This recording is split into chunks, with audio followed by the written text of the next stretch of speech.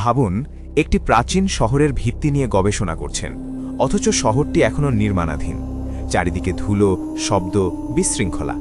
ঠিক এমনই পরিস্থিতির মুখোমুখি হন জ্যোতির্বিজ্ঞানীরা, যখন তারা মহাবিশ্বের সবচেয়ে বিশাল স্ট্রাকচার গ্যালাক্সি ক্লাস্টারের জন্মরহস্য অনুসন্ধান করেন।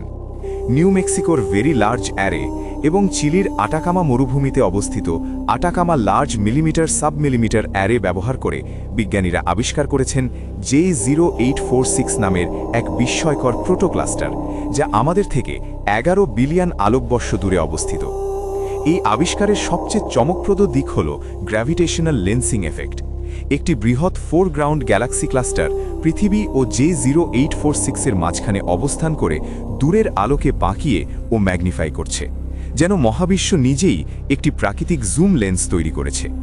এই ম্যাগনিফাইড পর্যবেক্ষণে আগে যেটি একটিমাত্র অস্পষ্ট আলোর দাগ মনে হচ্ছিল, সেটি আসলে অন্তত 11টি ডাস্টি স্টারবাস্ট গ্যালাক্সি। প্রতিটি গ্যালাক্সি অত্যন্ত দ্রুত গতিতে নতুন নক্ষত্র তৈরি করছে, যা আমাদের মিল্কি ওয়ে গ্যালাক্সির তুলনায় অনেক বেশি তীব্র।